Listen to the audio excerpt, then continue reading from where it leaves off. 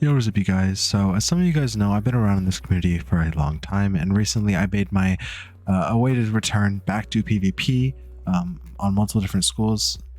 Today I started PvPing back on my life again, and I'm currently 4-0. I hope to keep this going. If you guys want further videos on this specifically, that will be in the future. But today I wanted to make a quick kind of Dear Kingsisle video specifically related to some things that are still very lacking in PvP specifically. Because I know that the people who work on PvP on the dev team do watch my videos. So I wanted to make this video as kind of a composite place to share my thoughts on the current state and some of the things I hope to see in the future.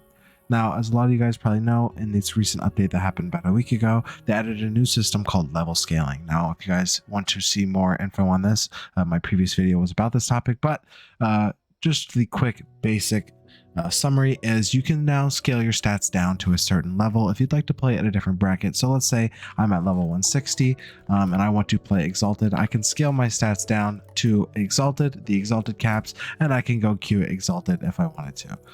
This is something that everyone can do. This allows people that do not fit in a current bracket to scale down and play in a different bracket that they might have missed out on, or if you just want to be more involved in PvP, that is a new feature allowed. And with this, we did see that there are now ways to be able to discern your rank at certain levels. As you can see on my screen right now, just from what I just did, you can see it shows me two different leagues, right? So Exalted and Premier. Now, this being said, we now know that they have the ability to separate certain seasons up into different leagues. This just goes to further prove the point as to why do we not have ranked team PvP back yet.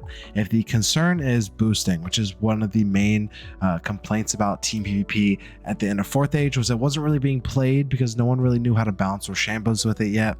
And the only reason people were queuing for it was to boost. So any of those people who actually did try to use it just got boosted on. If this is the complaint, why not just separate the ranks? Don't allow people to boost at 4v4 and get the rank counted for 1v1. Split it up. So there'll be no incentive to actually boost in 4v4 because it's a completely different league. There can or can't be a leaderboard for it. That's fine. But there is no reason why we should not have ranked team.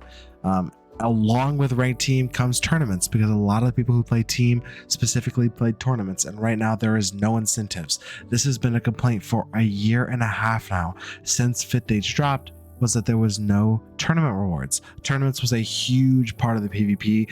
Not only the player base, but the people trying to come into it could do tournaments in order to learn the game. And that is more important now more than ever, especially because there are spells specifically tailored towards PvP that are not available in PvE. Before, it was you were just trying to learn the pacing and the damage and stuff like that in PvP back in 4th Age, but now you're having to learn completely different spells and completely different gambits and ramps and systems that are not available in PvE that are going to be very challenging. And they can also use this as an introduction to advanced combat as a whole, because a lot of advanced combat, as we've seen in the final boss of Novus, is very similar to Rochambeau and Gambit style gameplay that was introduced back in November of 2021. So the fact that we have not seen tournaments come back in some capacity, even if it's not player versus player, just something to give people rewards and incentives to not only play ranked. Don't have ranked be the only outlet of PvP that is anywhere near viable. Allow the tickets so people can create these TCs and the gold keys and stuff like that, because there's such a big, such a big requirement for these cards that it makes no sense not to have an easier way to obtain these. Because right now, especially in PvP, a lot of the people are using these ramp TCs like Banshee and Kraken and Earthwalker and stuff like that.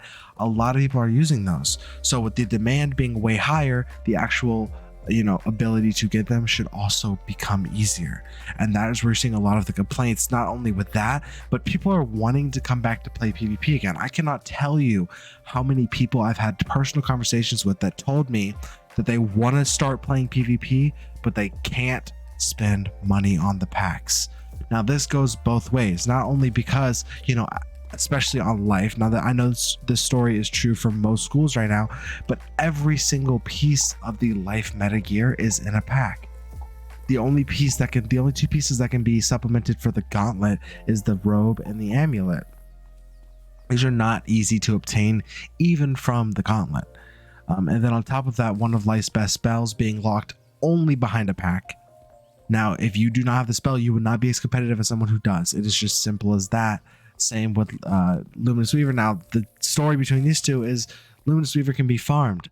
Burning Bane cannot be farmed. Now, hopefully the devs are realizing the outcry about this and are going to apply this into some kind of key boss in the near future, hopefully in Chrysalis somewhere, anywhere, to allow these to be obtained free to play. But that just further goes to the point that there are so many things that are now locked behind either packs or keys, and keys are not easy to obtain. There's no simple way to grind out keys except doing daily challenges and the loyalty store. Those are the only two real ways of getting them without having to actually use gold keys to get gold keys back.